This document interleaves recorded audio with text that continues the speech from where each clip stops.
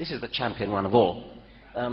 There's a caddisfly in amber, which is 25 million years old. And look, it hasn't changed at all to the modern one. The modern one, the modern caddisfly, is a tide fishing fly. And it's still got its hook.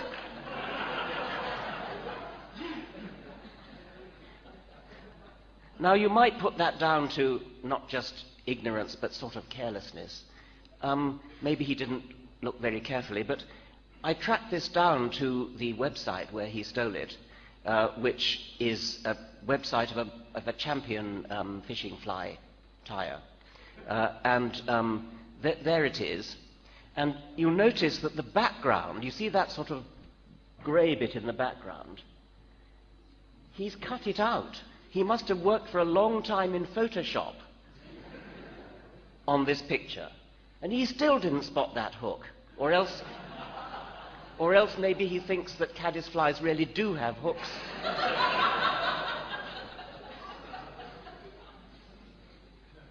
Well, as I was browsing this Fishing Fly Tires website, I came across something else which I thought looked familiar. That's a spider made by the fly tire. It's an artificial spider, very beautifully tied, obviously, and I'm sure it's very tempting to the fish for whom it was designed when on the end of a hook. But I thought it looked familiar, and I went back to Harun Yahya'n's book, and sure enough, there it is. Look, it hasn't changed at all from the one in amber up at the top. Well, you can't really see very much of the one in amber. It doesn't, even if that was a real modern spider, it wouldn't really make the case very convincingly. Yeah, that's a brittle star, and the modern one is a starfish. And again, you can't get more different as long as you stay in echinoderm. Now back to the fossil, the prize for the fossil intermediate. I wanted to make the point that he's got a very, very weird idea of what an intermediate would look like. This idea of there aren't any intermediate fossils is a favorite one of all creationists, not just Muslim ones, but Christian ones as well. Their constant refrain is, produce your intermediates. There are no intermediates. The fossil record is completely devoid of evolutionary intermediates. This has always puzzled me, because just about every fossil you find is going to be an intermediate between something and something else. And yet they seem to think this is a highly trenchant point that they're making. And it was Harun Yahya who finally dropped the scales from my eyes. The reason why these people think there are no intermediates, they've got a very, very weird idea of what an intermediate would look like. Sorry, that's an old slide. There you see a picture that he's put together with a baby crocodile on the left and some sort of ground squirrel on the right. And what he's saying is, there are no intermediates between crocodiles and squirrels. Well, you know, why would you expect an intermediate? There exists no transitional form.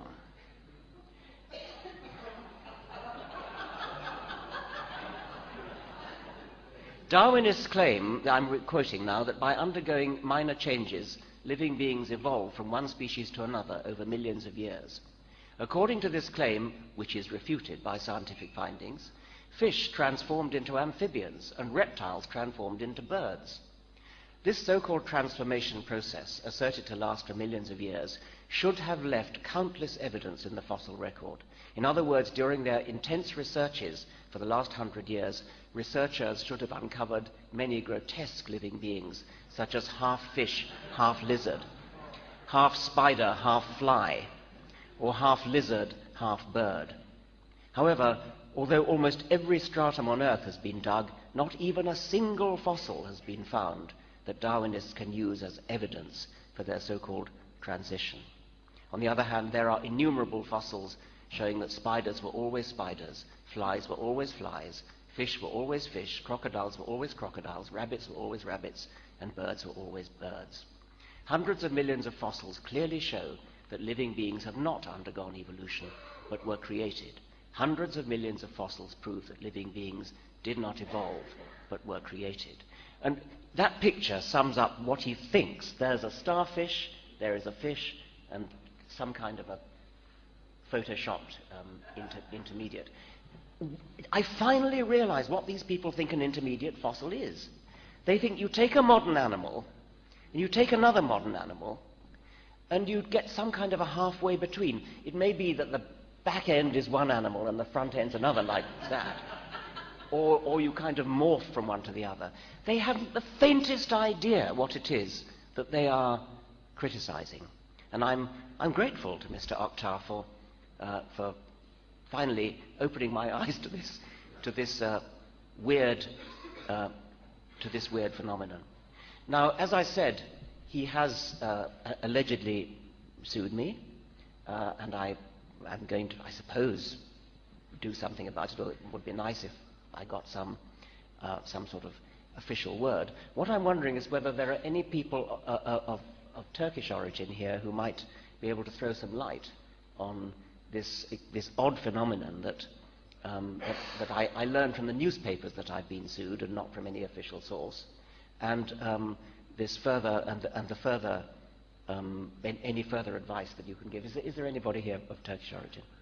No. Okay. Never mind. Okay. Well, I'm ready to take questions. Thank you very much. Hi. No, I think Turkey is constitutionally a highly secular country, so it certainly would not be a Sharia court. Sorry. Oh, right. Okay. Any questions? Yeah. Have we got a microphone, have we?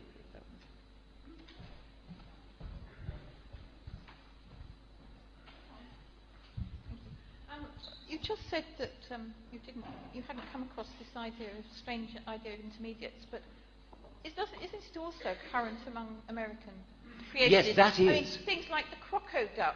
Yes, that is. Yes. There are American Christian creationists who will say, "Show me a crocoduck," or "Show me a fronkey," an intermediate between a frog and a monkey.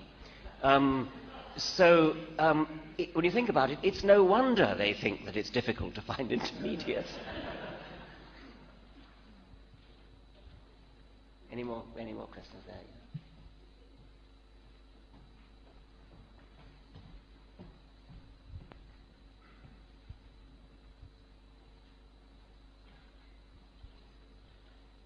Richard, Harun Yahya makes a big fuss on his website and in his press about how he's challenged you to a debate or invited you to a debate and that you've declined. Is that the case, and would you ever consider, or under what conditions would you consider debating him? I always decline debates with creationists. I've done this ever since asking advice from Stephen Jay Gould, who did the same thing. If you agree to have a debate with them, what you're doing is giving them legitimacy. You're saying there is a serious scientific matter to discuss. Here we are sitting on a platform. It gets even worse when you have the elaborate legalistic rules of debate. You have 20 minutes for the proposition, 20 minutes for the opposition, 5 minutes to reply, 5 minutes to reply. It all creates the illusion that there is some real issue to debate. I hope that I've shown you from these just half dozen slides that the debate would be simply ridiculous. I mean, this man doesn't know anything about zoology, he doesn't know anything about biology, he knows nothing about the evolution that he is attempting to refute. He's a complete and utter ignoramus.